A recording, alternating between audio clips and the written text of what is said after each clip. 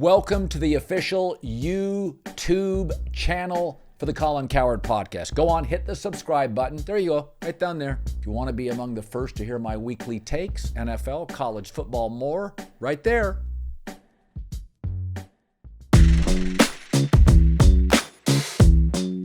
All right, instant reaction. That's one of the best basketball games I've watched in 2024.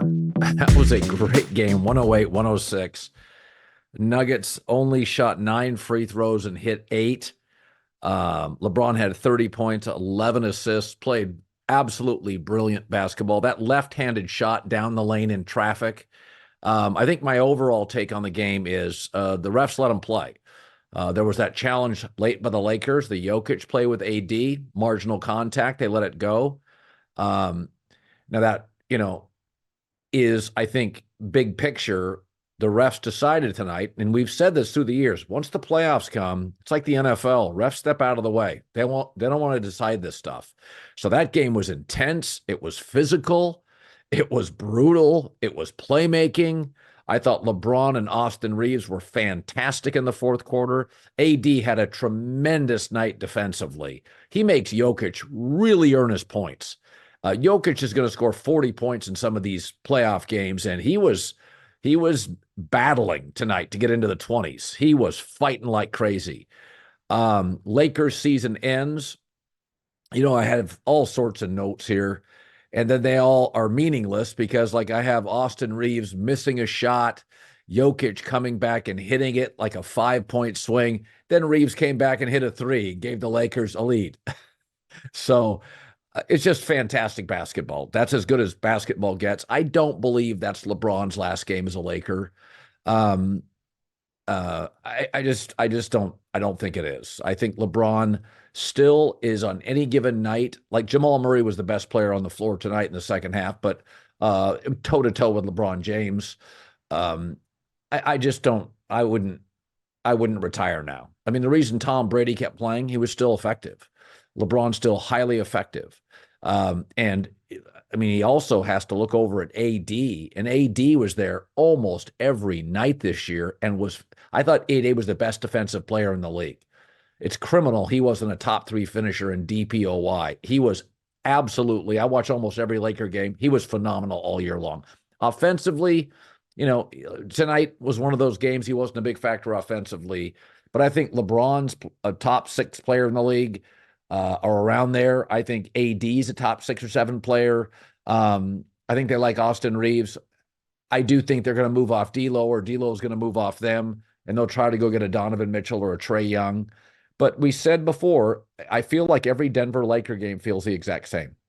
So it's 2024, and let's talk about something really, really important. If you're ever injured, check out Morgan & Morgan. It's America's largest injury law firm, and they are there for you. Over 100 offices nationwide. Think about that. More than 1,000 lawyers with over $20 billion, that's a B, $20 billion recovered for over 500,000 clients. Things happen in life unexpectedly. Submitting an injury claim with Morgan & Morgan is really, really easy. Like, winning in the NFL is hard. We know that quarterbacking in the NFL is hard. Submitting a claim is easy. You're ever injured? Check out Morgan & Morgan. Their fee is free unless they win. For more information, go to forthepeople.com/Colin or dial #law from your cell phone. Morgan & Morgan has a proven track record of fighting for you to get a full and fair compensation if there's an unexpected accident in your life, and I've had a few. Lakers can hang with them physically between Rui and LeBron and AD. They have the size to match up. Boy, what a weapon Michael Porter's become.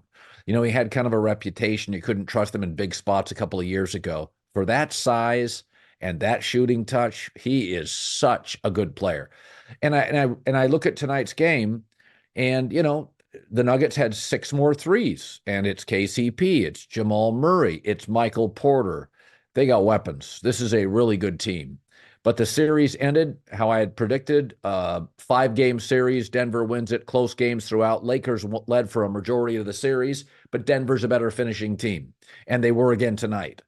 Um, yeah, I don't think LeBron leaves. I think he's good. I think AD played great. Why would you leave that? He's got a running mate who's a top six player. If you go back to LeBron's career, his first 7 years in Cleveland, he didn't have a top 20 teammate. D Wade and Bosh were both top 12 players in the league. Kyrie Irving was a top 5 or 6 player when he played with LeBron, and Anthony Davis now is a top 5 or 6 players. I think LeBron would have stayed in Cleveland if Kyrie Irving didn't bail on him. He would have stayed there and kept winning. But that didn't end well. He moves to Los Angeles, and I think AD is more than delivered. He got him a championship. He got him to the Western Conference Finals. And I'm not sure anybody in the league matches up against Jokic better than AD. He makes him work for all his points.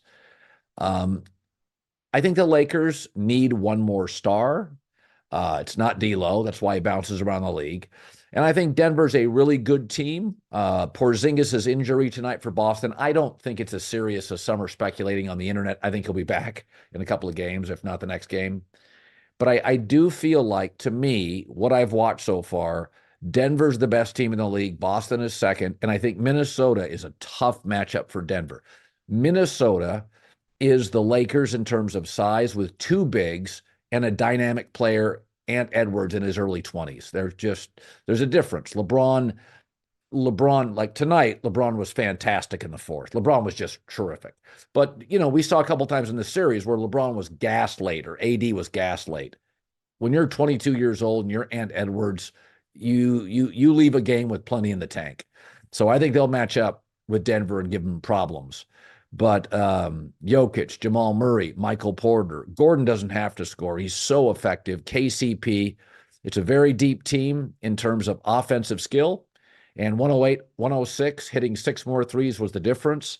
And yes, I thought the Lakers outplayed Denver. I thought the last hour, the second half, was about as good an NBA game as I have seen this year.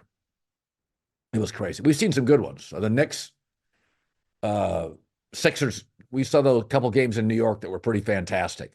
But as I read a story today about the NBA, Amazon, ESPN's going to pay, NBC's in the running, Amazon's in the running.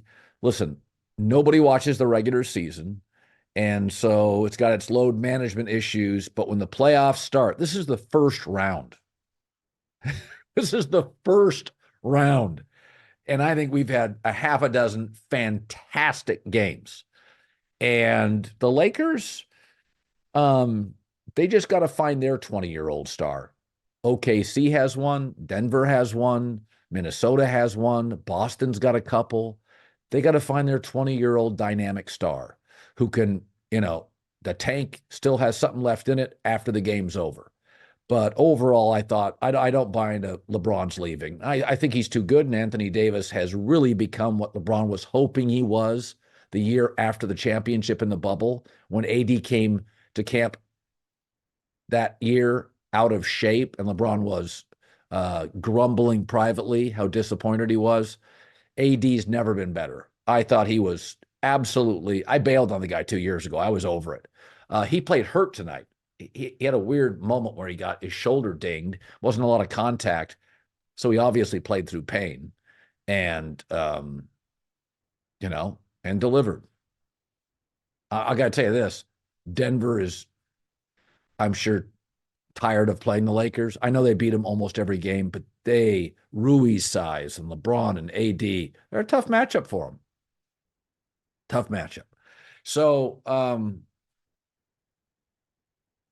I'm enjoying these playoffs. I hope you are. People can complain about the refs, and I try to stay out of that stuff. Everybody wants to blame the refs. You could have called a dozen fouls in the fourth quarter. LeBron complained every time he went to the basket. Gordon got mauled a couple of times. So did Jokic. The refs were consistent. They let them play. I mean, Denver only shot 9 free throws, hit 8. Shot better threes, shot better twos, shot better free throw percentage, and that's the difference in the game. Inches, not feet. So, hell of a night. Really, really fun night. And Boston took it to Miami. Miami beat them the one game when they hit 23 threes. That's a mismatch. That series is a mismatch. Cross your fingers on Porzingis' health. I don't think it's serious. Cross your fingers, it's not. But boy, Boston looked good. Boston, they may be asking the league, as Stan Van Gundy said, they may be asking the league if they can play more games in Miami because they looked fantastic. Derek White is their fifth best player. How good? He was the best guy on the floor tonight for the Celtics. He was absolutely fantastic. I think the only team, though, I really feel that can match Denver is Boston. I think they can go toe-to-toe with their starting five if both are healthy. I think it would be a tremendous, tremendous final. Both have an okay bench, nothing stellar. I would take Denver because I think they'd be a looser team, play like a championship team in big spots, and I trust Jokic over Tatum in the big, star matchup. I think Malone probably gets a slight coaching nod, so I'd probably take Denver in 6 or 7. If they get through the West, I can't wait. All right, the 82-game NBA preseason is in the books now. It's time for real basketball. The playoffs. Don't miss out any of the playoff action. DraftKings Sportsbook, the official sports betting partner of the NBA. From the play-in tournament through the finals, DraftKings Sportsbook has you covered. Same-game parlays, live betting, odds boosts, and so much more. All you have to do, download the DraftKings Sportsbook app. You know the drill. Takes about 90 seconds.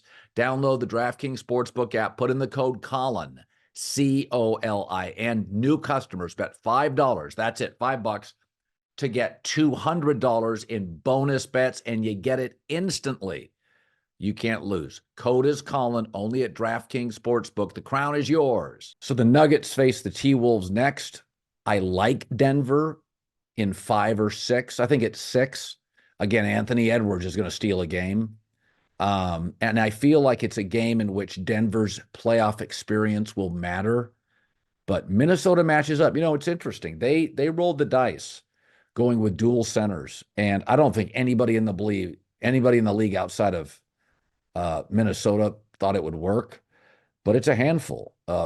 Karl Anthony Towns is a tough matchup. Gobert's an elite defender. The construct of that team, when the Warriors were playing small ball, it was just you weren't prepared for it. It was hard to practice for it. It's hard to practice for Minnesota. There's nothing else like it in the league. Now, Denver's got the size, Porter, Gordon, and Jokic. They've got the size and the length to mostly match up with them. But Minnesota's going to give Denver some problems as well. I watched them play about a month ago? It was right at the end of the regular season. So it was about 3 weeks ago. I watched Denver and Minnesota play, and it was tied late. There was like 3 minutes to go, and it was tied. It was a really good game, just a forest of big guys. So I'll take Denver, let's say, in 6, and then I think Denver and the Celtics meet in the finals, and I would take, again, Denver in 6.